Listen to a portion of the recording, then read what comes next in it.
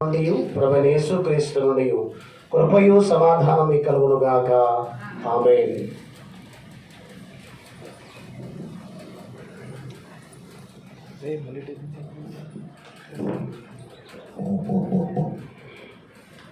ప్రభునందు ప్రియ దేవుని సంగమా, లెంట్లోని 2వ ఆదివారం కొరకు ఏర్పాటు చేయబడిన లేఖన భాగాలు మనం చదువుగా విన్నాం. ఈరోజు మన అంశము రక్షణకర్త అనే అంశంతో దేవుని వాక్యాన్ని మనం ధ్యానం చేసుకుందాం. యేసు ప్రభు రక్షణకర్తగా ఆయన తన కృపను చూపించిన విధానం ఈ 3 పాఠ్యభాగాల్లో జ్ఞాపకం చేయబడుతూ ఉంది. వేదనలో ఉన్నవారిని ఓదార్చుటకు ఆదరణకర్త అవసరం, పాపములో ఉన్నవారిని రక్షించడానికి రక్షణకర్త అవసరం, ఆపదలో ఉన్నవారిని తప్పించడానికి సహాయకర్త అవసరం. ఇది మరి పాత నిబంధన పాఠ్యభాగాన్ని మనం గమనించినప్పుడు ఇశ్రాయేలులను దేవుడు రక్షించిన విధానం ఇక్కడ జ్ఞాపకం చేయబడింది. ఈ 14వ అధ్యాయం 13 నుంచి 31 వచనాలు మనం చూస్తే, దేవుడు ఇశ్రాయేలును ఐగుప్తు బానిసత్వంలో ఉన్నప్పుడు ఆ బానిసత్వం నుండి విడిపించటమే కాక ఐగుప్తు సైన్యము నుండి దేవుడు రక్షణకర్తగా ఉండి వారిని రక్షించిన విధానం మనం చదువుగా విన్నాం. ప్రజలు భయాందోళనతో ఆహాకారాల మధ్య వారు భయపడుతూ ఉన్నప్పుడు మోషే నిశ్చల మనస్సుతో విశ్వాసముతో దేవునికి చేసిన ప్రార్థన దేవుడు అంగీకరించాడు. ఆయన అగ్ని స్తంభములతో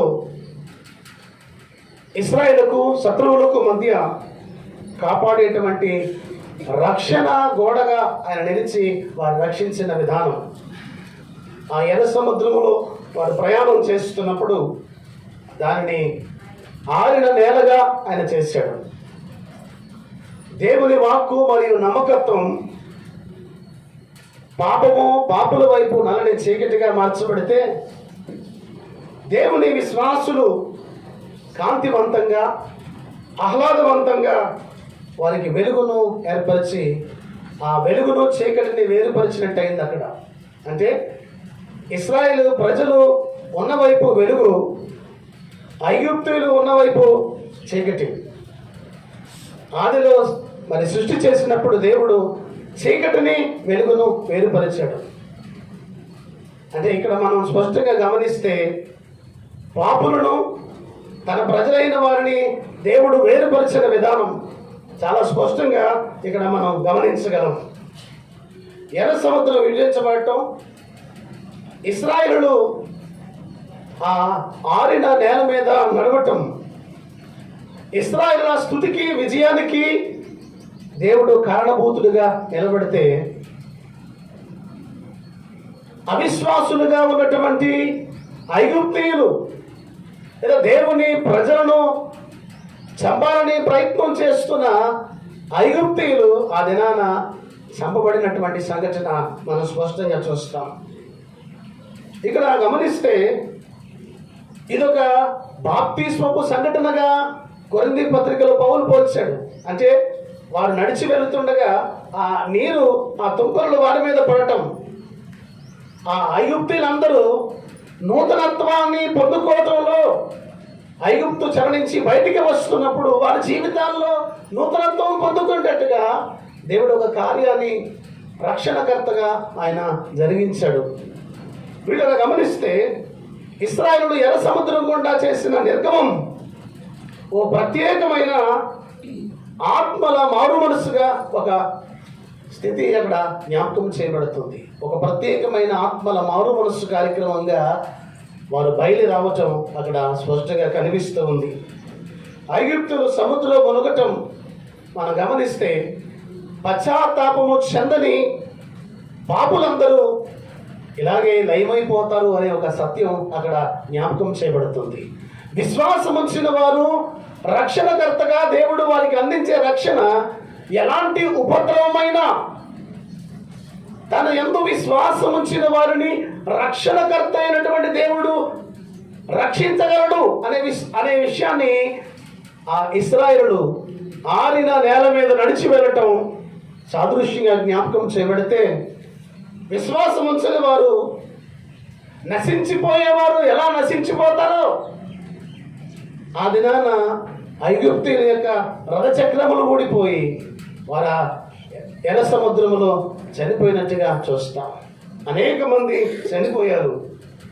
కొన్ని మైళ్ళ దూరం దేవుడు ఒక రాజమార్గాన్ని ఏర్పరిచాడట.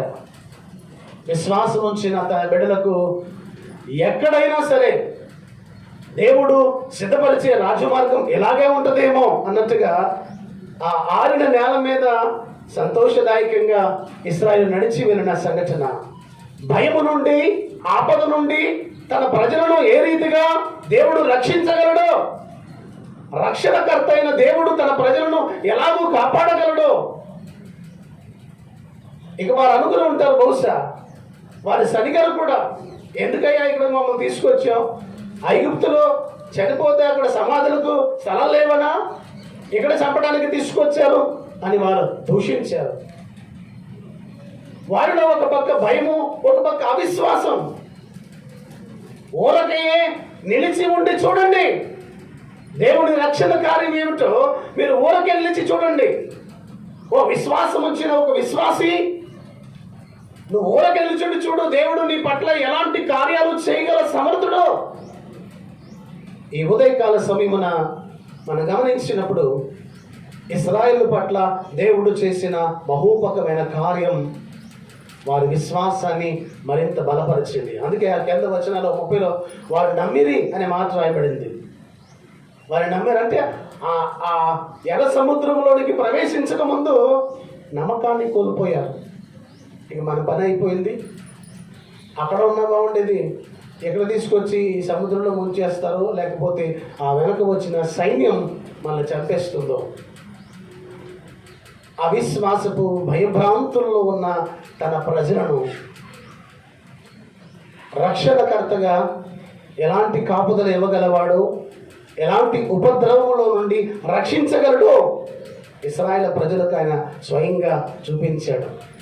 అంటే అరణ్య ప్రయాణంలో వారు వెళ్ళకముందే దేవుడు ముందుగానే తాను వారికి తోడై ఉంటాను అనే ఒక సంకేతాన్ని ఆయన జ్ఞాపకం చేస్తున్నాడు. ఈ పరలోక ప్రయాణంలో నీ జీవితంలో ఎదురయ్యే ప్రతి అవరోధాన్ని, ప్రతి ఆటంకాన్ని, వాటి నుంచి విడిపించగల సమర్థుడను నేను అనే విషయాన్ని ఈరోజు మనకు జ్ఞాపకం చేస్తూ ఉన్నాడు. ఇశ్రాయేలు జీవితాల్లో దేవుడు చేసిన గొప్ప రక్షణ కార్యం. ఊరకే నిలుచుండి ఆయన వైపు చూస్తే చాలట, ఆయనే కార్యాన్ని చేస్తాడు అనే సత్యాన్ని ఈ సమయమున మనం గ్రహించాలి అనే మాట జ్ఞాపకం చేస్తున్నా. ఇక రెండవ పాఠాన్ని మనం గమనిస్తే, హెబ్రీయులకు రాయబడిన పత్రిక 2వ అధ్యాయం 10 నుంచి 15 వచనాలు మనం చూసినప్పుడు రక్షణకర్త యొక్క రక్షణ కార్యం ఏమిటో అక్కడ జ్ఞాపకం చేయబడింది. యేసు ప్రభువు వారు రక్షణకర్తగా తన రక్షణ కార్యాన్ని తన పట్ల, తన ప్రజల పట్ల ఏం చేయబోతున్నాడో హెబ్రీ గ్రంథకర్త స్పష్టంగా జ్ఞాపకం చేశాడు. హెబ్రీ పత్రిక 2వ అధ్యాయం 10వ వచనం చూస్తే,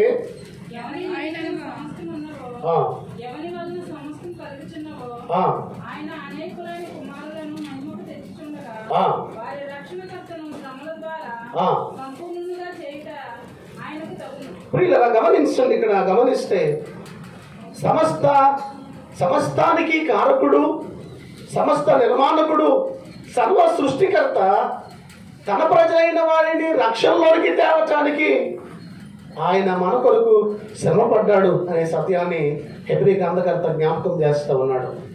తన ప్రజల కొరకు, తన ప్రజలు అనుభవించవలసిన ఆ శ్రమ, ఆ కష్టం ఆయన తన మీద వేసుకుని ఆయన ఆ కష్టాన్ని భరించాడు అనే విషయాన్ని జ్ఞాపకం చేస్తూ ఉన్నాడు. సమస్తము దేవుని మూలంగా కలిగింది. ఆయన మూలంగా, ఆయన ద్వారా సమస్తము నిర్మించబడ్డాయి. రోమిలికి రాసిన పత్రిక 11వ అధ్యాయం 36వ వచనం ఒకసారి చదవండి. 11వ అధ్యాయం 36వ వచనం. ఆయన మూలమునను ఆయన ద్వారాను ఆయన నిమిత్తమును సమస్తమును కలిగి, ఆయన మూలముగా ఆయన ద్వారా ఆయన నిమిత్తము సమస్తమును కలిగి ఉన్నది. ఆయనే సర్వ సృష్టికర్త, ఆయనే గొప్ప రక్షణకర్త. ఇప్పుడు ఆయన ఉద్దేశం ఏమిటి అని చూస్తే, అనేకులైన తన కుమారులను మహిమలోకి తేవటం. మహిమ పోగొట్టుకున్నారు ఏదైనా తోటలో ఆదాము అమలు. ఇంతకు ముందు మహిమ వస్త్రాలు ఉన్నాయి. ఎప్పుడైతే తినవద్దని ఫలం తిన్నారో మహిమ వస్త్రాలు పోయాయి. అందుకే చెట్ల చాటును దాక్కున్నారు. ఇంతకు ముందు వారికి ఏమీ తెలియదు, మహిమ కలిగిన స్థితి వారు కలిగి ఉన్నారు కనుక. ఎప్పుడైతే మహిమ స్థితి పోగొట్టుకున్నారో అప్పుడు మేము ఎలా ఉన్నామో వారు గుర్తెరిగి భయపడి చెట్ల చాటున దాక్కున్నా.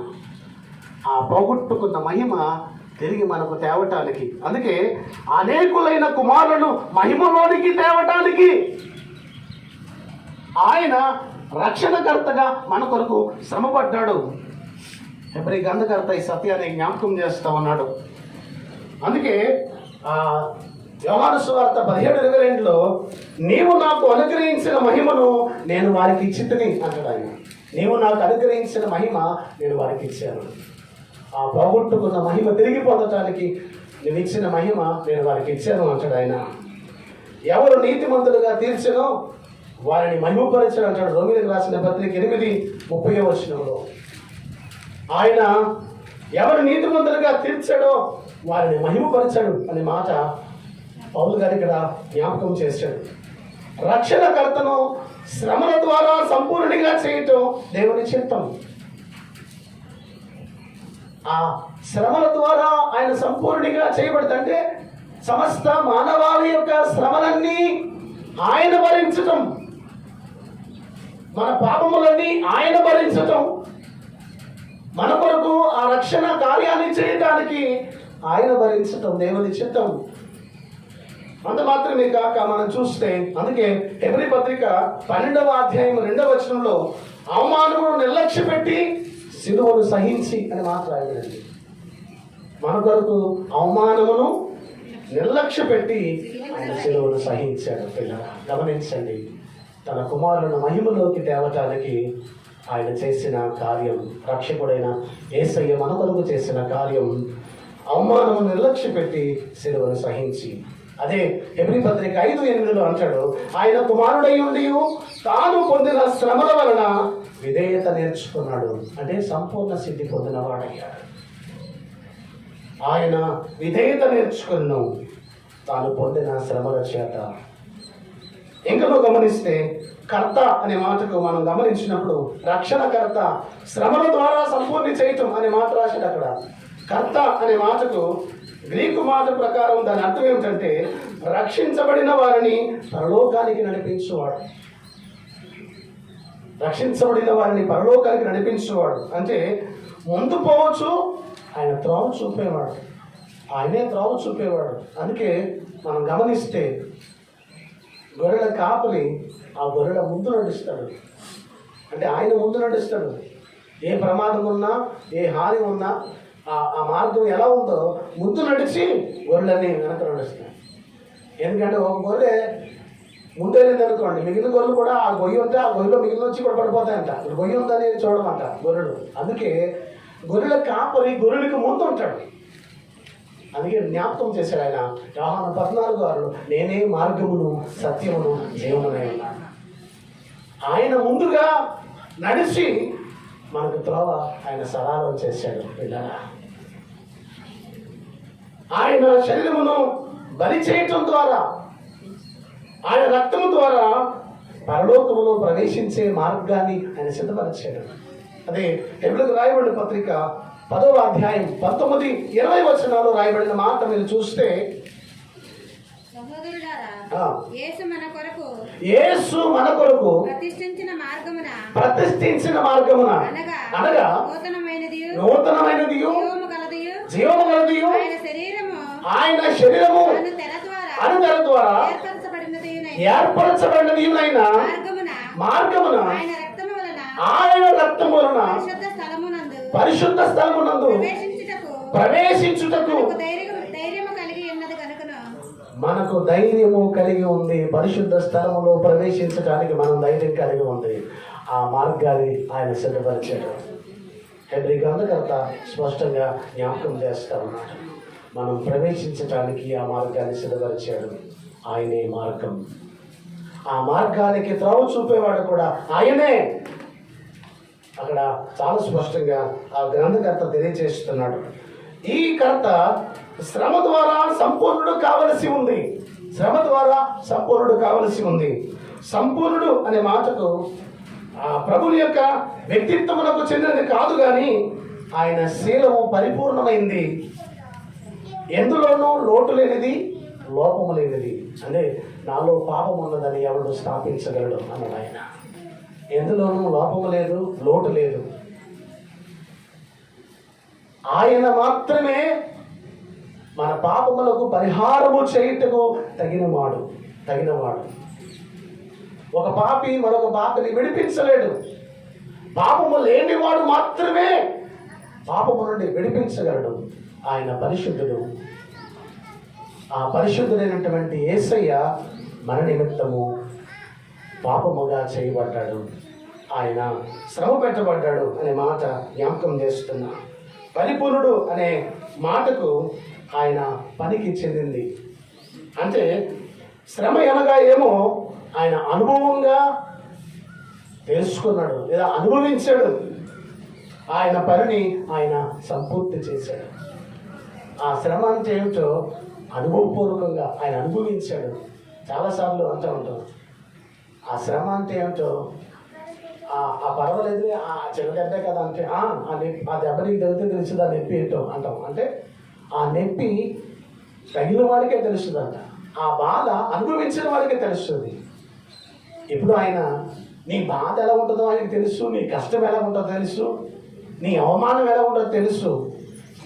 ఇవన్నీ ఆయన అనుభవించాడు. అంటే సంపూర్ణంగా నీ కొరకు వాటిని అనుభవించాడు ఆయన. మానవుడిగా ఏమేమి మనం అనుభవిస్తున్నామో నీకంటే ముందుగా ఆయన అనుభవించేశాడు అవన్నీ. ఆయన మన కొరకు సమస్తాన్ని అనుభవించి ఆ పనిని ఆయన సంపూర్తి చేశాడు. పేతురు రాసిన మొదటి పత్రిక 2వ అధ్యాయం మనం ఒకసారి చూస్తే 21, 24 వచనాల్లో మీ కొరకు బాధపడి మీరు తన అడుగు జాడలయందు నడుచుకున్నట్లు మీకు మాదిరి నుంచి ఉంచిపోయిను. ఆయన పాపము చేయలేదు, ఆయన నోటను ఏ కపటమును కనపడలేదు. ఆయన దూషింపబడి బదులు దూషింపలేదు. ఆయన శ్రమ పెట్టబడి బెదిరింపక న్యాయముగా తీర్పు తీర్చు దేవునికి తను తాను అప్పగించుకున్నాడు. గమనించండి దేవుని బిడ్డలారా, ఆ పేతురు గారు ఆయన గురించి ఈ సత్యాన్ని జ్ఞాపకం చేస్తున్నాడు. ఆయన శ్రమ పడ్డాడు. ఆ శ్రమలలో ఆయన జీవితం ఒక మాదిరిగా నీకు చూపించాడు. మీరు ఆయన అడుగు జాడల్లో నడుచున్నట్లుగా ఆయన శ్రమ పెట్టబడి ఆ శ్రమ అనుభవించాడు. ఆయన దూషింపబడి బదులు దూషింపలేదు. ఇవన్నీ ఆయన నీ కొరకు భరించాడు. నీవు ఆయనను అనుసరించి నడుచువారిగా ఉండటానికి. ఆ సంపూర్ణం చేయబట్టం అంటే ఏంటంటే మనం మన కొరకు ఏమి అనుభవించాలో అవన్నీ అనుభవించాడు ఆయన. అవన్నీ అనుభవించేశాడు. ఆయన సంపూర్ణుడిగా చేయటం దేవుని చిత్తం అని రాయబడినట్టుగా ఏమేమి అనుభవించాలో అవన్నీ సంపూర్ణంగా మన కొరకు ఆయన అనుభవించాడు. ఆ సత్యాన్ని మనం స్పష్టంగా గమనించవలసిన వారమే ఉన్నాం పిల్లరా. ఇక పరిశుద్ధపరచబడేవాడు అంటే పరిశుద్ధపరిచేవాడు క్రీస్తే. 11వ వచనంలో రాయబడిన మాటలు మీరు చూస్తే ఆయన పరిశుద్ధపరిచేవాడు. పరిశుద్ధపరచబడు వారము మనం అంటే లేక సంఘం అన్నమాట. పరిశుద్ధపరిచేవాడు యేసే అయితే పరిశుద్ధపరచబడేవారు మనం అన్నమాట. ఆయన మనను పరిశుద్ధపరచడానికి ఈ కార్యం అంతటిని ఆయన భరించాడు అనే మాట సభలో జ్ఞాపకం చేస్తున్నా. క్రీస్తు పరిశుద్ధతలో ఆయన మహనీయుడు అనే మాట గమనించాలి. ఆయన మహనీయుడు. ఆయన పరిశుద్ధుడు.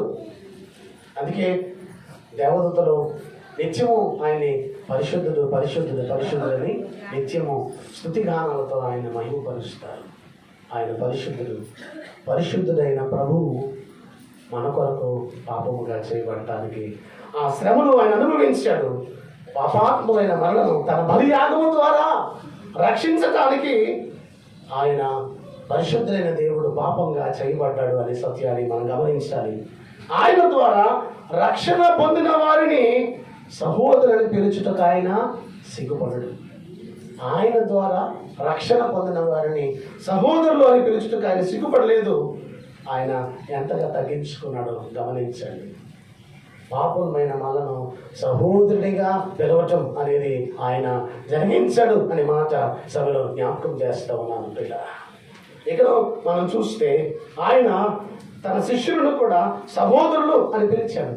అంత మాత్రమే కాక ఈ సత్యాన్ని స్థిరపరచడానికి పాత నిబంధన లేఖనాలను ఎత్తి ఈ గ్రంథకర్త జ్ఞాపకం చేస్తూ ఉన్నాడు. మొట్టమొదటిది ఏంటంటే 22వ కీర్తన 22వ వచనంలో, నీ నామము నా సహోదరులకు ప్రచురపడుతును, సమాజం మధ్య నీ కీర్తిని గానము చేతును. గమనించండి పిల్లరా, ఇక్కడ మనం స్పష్టంగా చూసినట్లయితే నీ నామము నా సహోదరులకు ప్రచురపడుతును. యేసయ్య నామం అందరికీ ప్రచురపరిచి ఒక క్రైస్తవుడు తోటి క్రైస్తవుని సహోదరుడిగా, ఒక తోటి క్రైస్తవురాలు తన తోటి క్రైస్తవురాలని సహోదరులుగా అన్నమాట. ఆయన సహోదరులుగా అంటే ఆయన కుటుంబంలోని సభ్యులుగా ఆయన చేసుకోవటానికి ఇష్టపడ్డాడు అనే విషయాన్ని మనం గమనించాలి. ఏ ఎన్నిక లేని మన జీవితాల్లో పాపభూయిష్టమైన మన జీవితాన్ని అంగీకరించడానికి తన పరిశుద్ధ రక్తం మన కొరకు చెందించి నిన్ను తన కుటుంబంలోని సభ్యునిగా చేసుకోవటానికి ఆయన శ్రమపెట్టబడ్డాడు. గమనించండి ప్రియ దేవుని బిడ్డలారా. రెండవదిగా చూస్తే ఫిలిప్పీయులకు రాయబడిన పత్రిక 2వ అధ్యాయం 6-8 వచనాల్లో ఆయన మన నిమిత్తము ఆయన శిలువ మరణం పొందటానికి తను తగ్గించుకున్నాడు. వ్యక్తుడిగా చేయబడ్డాడు. ఆయన శిలువ మరణం పొందినంతగా తగ్గించుకున్నాడు. దాసుని స్వరూపము ధరించి ఆయన ఎంతగా తగ్గించుకున్నాడో జ్ఞాపకం చేస్తాం. అంటే ఒక సహోదరునిగా ఆయన మార్చబడ్డాడు. ఒక సహోదరునిగా మార్చబడ్డాడు. గమనించండి, ఆయన ప్రేమ ఏమిటో మనకు తెలియపరచడానికి, ఆయన తన ప్రేమను వ్యక్తపరచడానికి. గమనించండి, దేవుడే మానవుడిగా మన మధ్యకు రావటం అనేది గొప్ప ఆశీర్వాదకరమైన కార్యం. గమనిస్తే ఒకవేళ మనం ఆ చీమ ఇలా వెళ్తుంటే అప్పుడు చీమతోటి మీ జలకు కాలు తొక్కేస్తాను అన్నాను అనుకోండి, దానికి అర్థమవుతుందా? దానికి అర్థమవుతుంది. చీమ భాషలోనే చెప్పాలి. చీమ రూపం ధరించి చీమతో మాట్లాడితేనే చీమకు తెలుస్తుంది. అదే రీతిగా మనలను పైనుండి నైనా అలా ఇలాగెళ్ళు అని అంటే నువ్వు చెప్పొచ్చు రావయ్య అని అంటారు మనల్ని, అంతే కదా. ఆయన మానవుడిగా మన మధ్యకు వచ్చి మన రూపము దాల్చి ఆయన మన శ్రమలు అనుభవించి మన కొరకు కష్టపడి ఇవన్నీ ఎందుకు భరించను తెలుసా? నన్ను మహిమ స్వరూపనిగా చేయటానికి ఇవన్నీ భరించాడు. నీవు ఆయన మానవుడిగా భరించినటువంటి ఆ కష్టం ఏమిటో తెలుసుకుంటావు అని. గమనించండి ప్రియులారా, మనం వెళ్తా ఉంటే ఏ గొప్ప తగిలింది అనుకోండి కాలుకి, ఒకసారి ఆ కాలు కొట్టి అమ్మా అని బాధపడతాం. ఒక చిన్న గొప్ప తగిలినా లేదా ఒక మేకు కొడుతున్నప్పుడు ఒక శృతి మేకు మీద పడకుండా మన చేతి మీద పడితే అబ్బా ఎంత బాధ అంటాం. అంటే ఒకవేళ శృతి పడితే అంత బాధ ఉంది, ఎంత గొప్ప తగిలింది అంత బాధ. ఆ మేకే స్వయంగా ఆయన చేతుల్లో దిగిపోతే 8 అంగుళాల మేకు ఆయన కాళ్ళలో చేతుల్లో కొట్టబడితే నిన్ను ప్రేమించేవాడు నీ కొరకు ఎంత బాధ అనుభవించాడో నువ్వు తెలుసుకోవటానికి. శ్రమలలో ఆయన సంపూర్ణంగా చేయబడటం అని అంటే ఆయన నీ కొరకు పడిన శ్రమ అంటూ నువ్వు గుర్తించాలి. ఈ మండల కాల ధ్యానాలలో నీ ప్రభువు నీ కొరకు ఎంతగా శ్రమ పట్టబడ్డాడో, ఎంతగా నలగొట్టబడ్డాడో నువ్వు గ్రహించగలిగిన మనస్సు నీకు కావాలని, ఎప్పటికైనా తెలుసుకోవాలని, నువ్వు గ్రహించాలని ఈ ధ్యానాలలో ఆ సిలువను దరి చేరుతూ ఆ సిలువలో నీ కొరకు ఆయన చేసిన త్యాగం ఏమిటో గుర్తించగలిగితే నువ్వు ధన్యుడు అనే మాట జ్ఞాపకం చేస్తా ఉన్నా. ఆయన మన కొరకు శ్రమ పడ్డాడు. అందుకే 13వ వచనంలో నేను ఆయనను నమ్ముకొని ఉందును, నేను ఆయనను నమ్ముకొని ఉందును. యెషయా గ్రంథం 8వ అధ్యాయం 17-18 వచనాలు చదవండి ఒకసారి.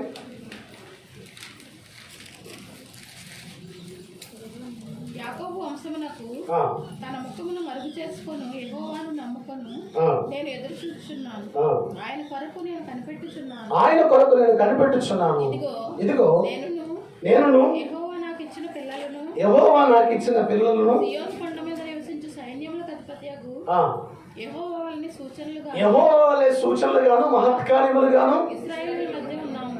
వీళ్ళని గమనించండి. నీవు నేను ఆయన నమ్ముకుని ఇదిగో ఆయన బిడ్డలుగా సూచనలుగా మహత్కార్యాలుగా మనం ఉండాలని. ఇదిగో నా ప్రభు నన్ను రక్షించాడు, ఇప్పుడు ఆయన కొరకు నేను సూచనలుగా ఉన్నాను, మేము మహత్కార్యాలుగా ఉన్నాం.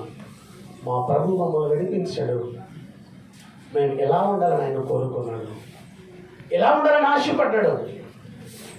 గమనించండి పిల్లరా. ఒకవేళ ఒక తండ్రి చాలా కష్టపడి పిల్లవాడిని పెంచి ఇంజనీరింగ్ చదివించాడు అనుకోండి, ఇంజనీరింగ్ అయ్యాక ఒక మంచి ఉద్యోగం వచ్చింది అనుకోండి, అప్పుడు తండ్రి ఎలా ఉండాలని రా నీ కొరకు కష్టపడింది, నువ్వు ఎలా అవ్వాలని నేను కష్టపడింది, నీ గొప్ప స్థితి నేను చూడాలని. ఒకవేళ మేము చిన్నప్పుడు సైకిల్లో వచ్చాం, ఇప్పుడు నువ్వు కారులో తిరుగుతుంటే నేను ఎలా ఉండాలని నేను ఇంత కష్టపడింది అంటాను. ఇప్పుడు మనం కూడా ఎలా ఉండాలని ఆయన కోరుకున్నాడు, సూచనలుగాను మహత్కార్యాలుగా ఉండటం. దేవుని బిడ్డలు, ఆయన ఇచ్చిన రక్షణ పొందుకున్న తన బిడ్డలు అనేకులకు సూచనలుగా, ఇదిగో దేవుని బిడ్డలు అంటే ఎలా ఉండాలి, దేవుని బిడ్డలు ఎలా ఉంటారు, లేదా దేవుని బిడ్డలు ఎలా ఆశీర్వదించబడతారు అని ఒక సూచనగా నీవు నేను ఉండాలని కోరుతున్నాడు. ఆయన నామాన్ని మహిమపరిచేటువంటి బిడ్డలుగా మనం ఉండాలని దేవుడు కోరుతున్నాడు. బిడ్డగా ఆ సత్యాన్ని గమనించాలి. మన యందు ఆయన మరి ఉంచినటువంటి ఆ నమ్మకాన్ని మనం దాన్ని కాపాడాలి అనే మాట ఈ సమయంలో జ్ఞాపకం చేస్తూ ఉన్నాం. వీళ్ళలా గమనించినట్లయితే ఆయన మరి దేవుని మనం ఆయన బిడ్డలుగా చేయబడటానికి ఎంతగా ఆయన మనల్ని ప్రేమించాడో మనం గమనించినట్లయితే, దేవుడు నాకు ఇచ్చిన పిల్లలు అన్నాడు. అంటే ఈ లోకానికి పంపించి ఆయనలో నీ పిల్లలు అన్నాడు.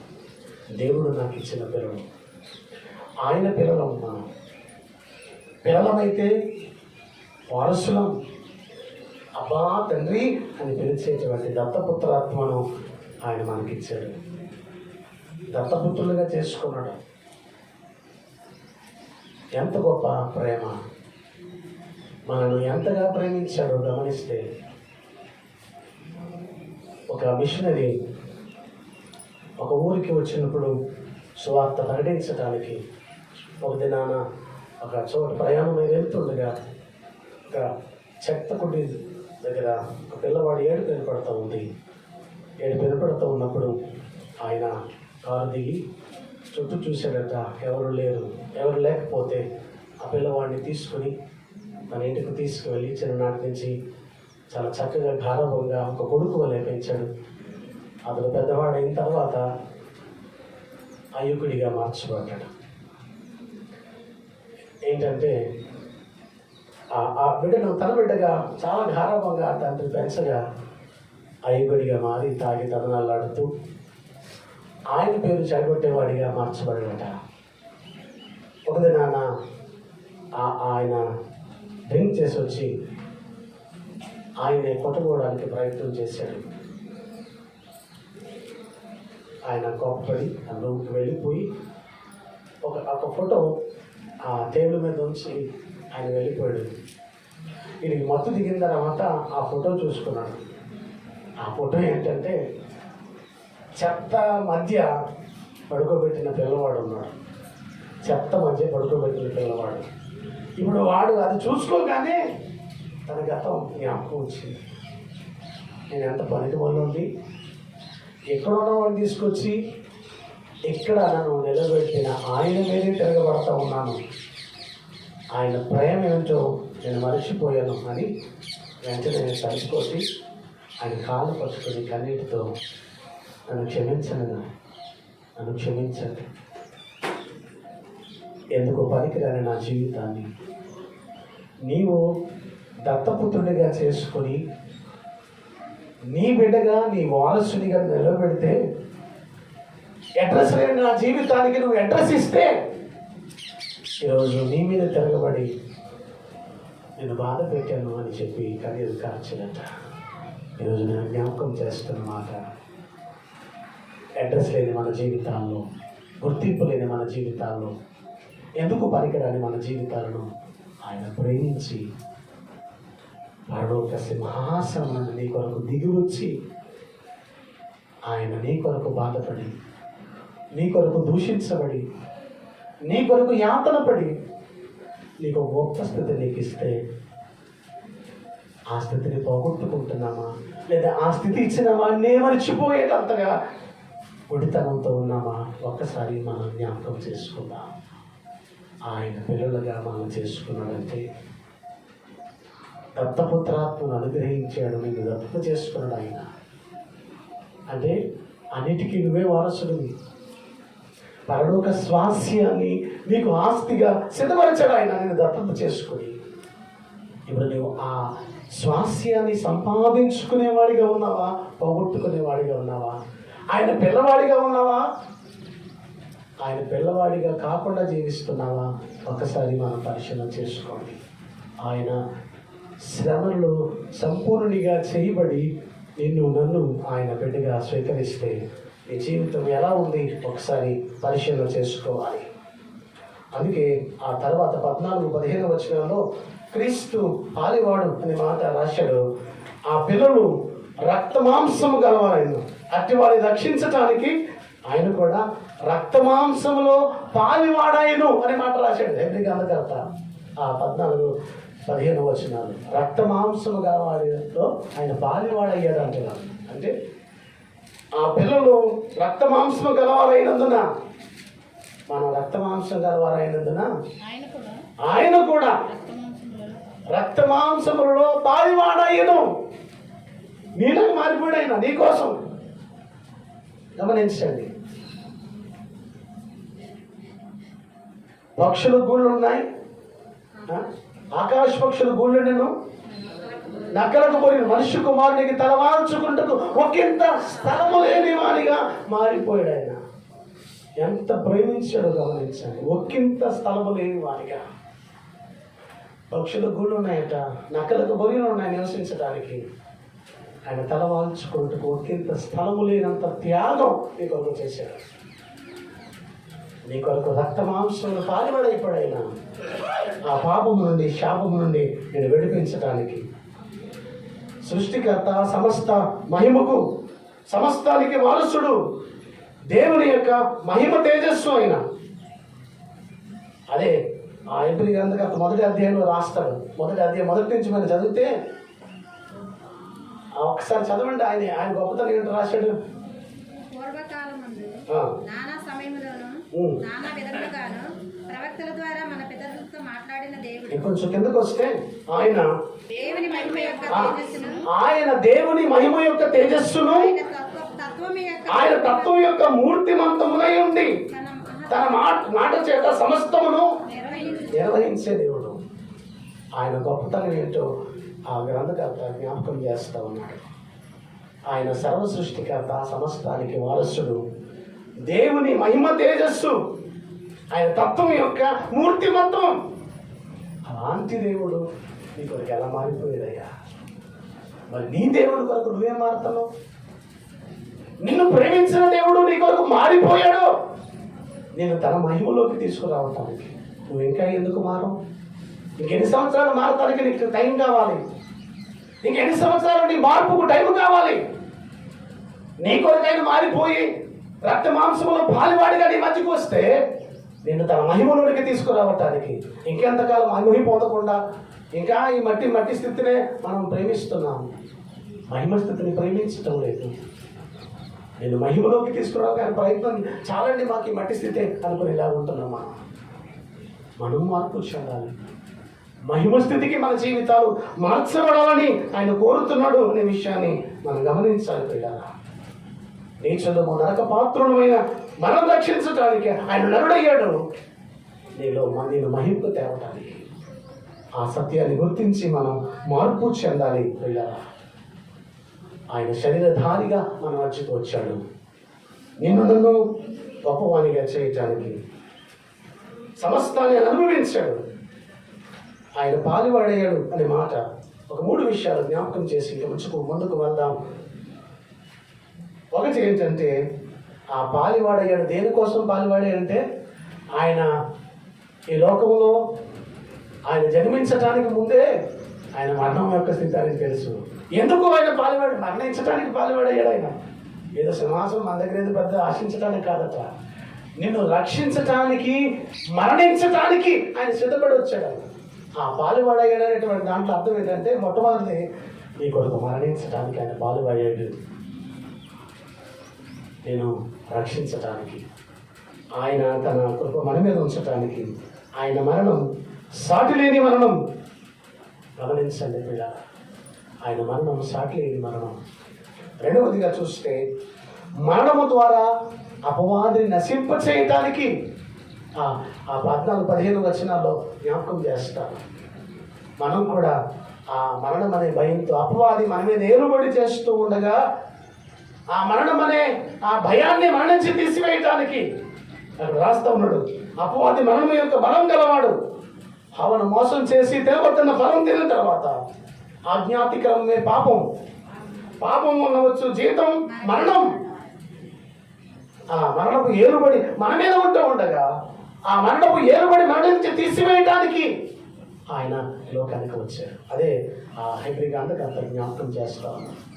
అపవాది మనము బలము గలవాడని ఆయన ఓడగొట్టాడు అనే మాట ఆయన జ్ఞాపకం చేస్తున్నాడు.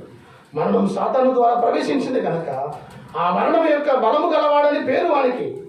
సర్వలోకాన్ని మోసం చేసేవాడు, అయితే మనుషులను చెరపట్టేవాడు. అలాంటి వాడిని ఓడించటానికి క్రీస్తు మరణం అపవాదికి నాశనం కలిగించింది. ఆ మానవుల మీద ఏలుబడి చేసి ఆ మరణపు స్థితిని ఆయన తీసివేశాడు తన మరణం ద్వారా. ప్రియ దేవుని బిడ్డ గమనిస్తే, ఇక్కడ నశింప చేయట అనే పదం వాడబడింది. ఆ 14-15 వచనాలు నశింప చేయటం అనే పదం గ్రీకు మాట ప్రకారం దాని అర్థం ఏంటంటే, అపవాదిని చేతవానిగా చేశాడు. అంటే చేతగానివానిగా చేశాడు. వీడికి ఏం చేత కదా అంట కదా, మనం ఏమన్నా వీడికి ఏం చేత కదా అంటే ఆడికి చాలా కోపం వచ్చేస్తుంది, ఆడికి ఏం చేత కాకపోయినా కానీ కదా. ఇప్పుడు ప్రభు నీ కొరకు అపవాదిని చేతగానివానిగా చేశాడు. అందుకే అపవాదిని ఎదిరించడి వాడి గురించి పాడుకోవడం. మనం ఏం చేస్తాం, రాబోయేది పక్కన కూర్చో అని మనం కూర్చోబెట్టుకుంటున్నాం కదా, మనం కూర్చోబెట్టుకుంటున్నాం. మీరు గమనించండి, విజయవాడ మనం ట్రైన్లో ఉదయం ఫాస్ట్ ప్యాసింజర్కి వెళ్ళినప్పుడు మీరు గమనించండి, ఉదయం ఫాస్ట్ ప్యాసింజర్కి వెళ్ళినప్పుడు ఒకవేళ మనకు సీట్లు దొరికాయి అనుకోండి, సీట్లు దొరికినప్పుడు ఓన్లే బాబు నిలబడ్డాడు కదా అని అతను కూర్చోబెడతాం. అదేం చేస్తాడు, జరిగి మళ్ళీ కింద దోసేస్తాడు కదా. చివరికి విజయవాడ వెళ్ళినప్పుడు మనం నిలబడి ఉంటాం, ఆడ కూర్చుని ఉంటాడు, ఆయన కూర్చుని నిద్రపోతూ ఉంటాడు. ఆడు మళ్ళీ ఏంటి అతను బయటికి అపవాదిని ఎదిరించి వాడి మీద నుంచి పారిపోతాం. మనం ఏం చేస్తున్నాం, బ్రదర్ కొంచెం పక్కన చూడడం అని చెప్పి ఇస్తున్నాం. ఆడు మనల్ని గెంటి వేస్తూ ఉన్నాడు. ఆ మహిమ స్థితిని పొందుకోకుండా ఆ మహిమ స్థితి నుండి మనం బయటికి గెంటి వేస్తున్నాం. ఇప్పుడు యేసు ప్రభు వారు తన మరణము ద్వారా అపవాదిని చేతగాని వానిగా చేశాడు. వాడు పైకి గండ్రిస్తాడు అంతే. ఎవరిని మింగుతానని గర్జించు సింహం వల్ల గాండ్రిస్తాడు. గట్టిగా చేస్తున్నామని చెప్తే వాడు పారిపోతాడు. మనమేమో వాడికి భయపడినట్టుగా వాడిని చక్కగా పక్కన చేర్చుకుంటూ ఉన్నాం. ఈ దేవుని బిడ్డలాగా ఆ మరణ బలాన్ని ప్రభు ఓడగొట్టాడు, వాడిని చేతగాని వాడిగా చేశాడు. ఇప్పుడు ప్రభువులు నిలబడితే అపవాదిని ఏమి చేయలేడు అనే సత్యాన్ని మనం గుర్తెరగాలి అనే మాట సభలో జ్ఞాపకం చేస్తున్నా. ఆయన మరి మనను తన కృప చేత నింపటానికి ఇష్టపడిన దేవుడు వాడిని చేతగాని వారిగా చేశాడు. తిరిగి మరలా ఆయన వచ్చినప్పుడు వాడిని అగ్నికి అప్పచెప్తాడట. ఆయన మళ్ళా అగ్నికాని అప్పచెప్తాడు. ప్రకటన గ్రంథం 20వ అధ్యాయం మనం చూస్తే అందులో రాయబడింది. 20వ అధ్యాయం మీరు అందరూ చదివితే అందులో రాయబడుతుంది, అపవాది వారి యొక్క అనుచరుడు అగ్నిగుండానికి అప్పగించబడతారు అనే మాట రాయబడి ఉంది. ఆయన జీవితకాలం అంతయు మరణమైన నమ్మకు లోబడిన వారిని విడుదల చేయటానికి ఆయన ఈ లోకానికి వచ్చాడు. క్రీస్తు మరణం మీద సాధించిన విజయం మీరు కొరింథీయులకు రాసిన మొదటి పత్రిక 15వ అధ్యాయం, ఓ మరణమాని మూల ఎక్కడ, మరణమాని విజయం ఎక్కడ? ఇక లేదు, మరణం మూల విడిచిపడింది. దాన్ని స్పష్టంగా మనం అర్థం చేసుకోవాలంటే, ఒక తల్లి తన బిడ్డనెత్తుకుని ఉండగా ఒక తేనెటీగ తిరుగుతోంది. తల్లి బిడ్డ చుట్టూ తిరుగుతూ ఉండగా ఆ తేనెటీగ తల్లిని కుట్టింది. తల్లిని కొట్టగా ఇప్పుడు బిడ్డ ఏడుస్తోంది. అమ్మ నా దగ్గర తిరుగుతుంది, ఈ తేనెటీగ నా దగ్గర తిరుగుతుంది అని కుడుతుందేమో అంటే ఆ తల్లి ఏం భయపడకమ్మా. ఏమంటే అది నన్ను కుట్టిందమ్మా, ఇక నిన్ను కొట్టలేదు, ఎందుకంటే ఆ ముళ్ళు నాలో విరిగిపోయింది. తేనెటీగ ఒకసారి కొట్టగలుగుతుంది, దాని ముళ్ళు విరిగిపోతే ఇంక కొట్టలేదు. ఆ ముళ్ళు నాలో విరిగిపోయింది, ఇంక నిన్ను కొట్టదు. అందుకే ప్రభు ఆ మరణం అనే ముళ్ళు ఆయనలో విరవబడింది. ఇక అందుకే అన్నాడు, మరణమా నీ ముళ్ళు ఎక్కడ, మరణమా నీ విజయం అక్కడ. ఇది దానికి విజయం లేదు. దాన్ని వాడగొట్టాడు ఆయన. మరణాన్ని ఆయన జయించాడు. మరణము నిరర్థకము చేసి నిత్య జీవాన్ని అనుగ్రహించాడు. ఆయన మరణాన్ని నిరర్థకము చేసి నిత్య జీవాన్ని అనుగ్రహించాడు. ప్రభు మనను స్వతంత్రుడిగా చేశాడు. మూడవదిగా మరణాన్ని మనకు లాభకరంగా చేశాడు. అందుకే పౌలు అన్నాడు, నా మట్టుకు బ్రతుకుడు క్రీస్తే, చావైతే లాభం. ఎందుకంటే ప్రభు దగ్గర ఉంటాం, అది లాభంగా మార్చబడింది. క్రీస్తుని అంగీకరించిన వారికి అది అమ్మో మరణం అంటే భయం కలుగుతుంది. కానీ క్రీస్తుని అంగీకరించిన వారికి, క్రీస్తు బిడ్డలకు ఆయన భక్తుడు అన్నాడు, ఆయన ఏం చెప్పాడు, నా మరణం అంటే అది నా పట్టాభిషేక దినం అన్నాడు. ఆయన మరణం అంటే ఏమన్నాడంటే ఆయన, అది నా పట్టాభిషేక దినం అంటే ప్రభు నన్ను అక్కడ పట్టాభిషేకం చేయడానికి పిలిచాడు. మరణం అంటే భయంకరమైనదిగా మనం మాట్లాడుతూ ఉంటాం. కానీ భక్తుడు ఏమన్నాడంటే అది నా పట్టాభిషేక దినం అంటున్నాడు. అంటే మరణాన్ని నిరర్థకం చేశాడు ఆయన. ఇలా మరణాన్ని లాభకరంగా చేశాడు ఆయన. నిన్ను నన్ను మహిమలోకి తేవటానికి రక్షణకర్త మన కొరకు ఈ రక్షణ కార్యాన్ని సంపూర్తి చేశాడు. మూడవ పాఠంగా మనం గమనిస్తే యోహాను సువార్తలో అక్కడ రాయబడిన మాట, రక్షణకర్త అయిన యేసునందు విశ్వాసం ఉంచిన వారు, అంటే ఆయన దగ్గరకు వచ్చిన వారు పాపము నుండి విడుదల పొందుతారు. లేదా మీరు పాపంలో ఉండే చనిపోతారన్నాడు అక్కడ మీరు గమనిస్తే. యేసుని అంగీకరించని వాడు పాపంలో ఉండే చనిపోతారు. యేసుని అంగీకరిస్తే పాపము నుండి విడుదల. ఆ సత్యాన్ని జ్ఞాపకం చేశాడు. రక్షకుడు నిర్లక్ష్యం చేస్తే మరణం, రక్షకుడిని అంగీకరిస్తే నిత్య జీవం. అదే సువార్త పాటలో చెప్పబడిన మాట. రక్షణకర్త ఇశ్రాయేలు పట్ల చేసిన రక్షణ కార్యం, రక్షకుడిగా నీ పట్ల చేసిన కార్యం ఏమిటో ఎబ్రీ గ్రంథకర్త జ్ఞాపకం చేశాడు. సువార్త పాఠంలో రక్షణకర్త నిర్లక్ష్యం చేస్తే ఏం జరుగుతుందో తెలియపరిచాడు. మీరు పాపములో ఉండి చనిపోతారు, పాపంలో ఉండే చనిపోతారు. రక్షకుడిని అంగీకరిస్తే, పాపాన్ని విడిచిపెడితే నిత్య జీవానికి వెళ్తాం. అలా నిత్య జీవం సంపాదించుకోవడానికి పరిశుద్ధాత్మ దేవుడు తన కృప మనందరికీ అనుగ్రహించును గాక. ఆమేన్. సమస్త జ్ఞానములకు మించిన దేవుని సమాధానం యేసు క్రీస్తు వలన మన హృదయములకు మన తలంపులకు కావలి ఉండును గాక. ఆమేన్. దహన బలి నీకు నాని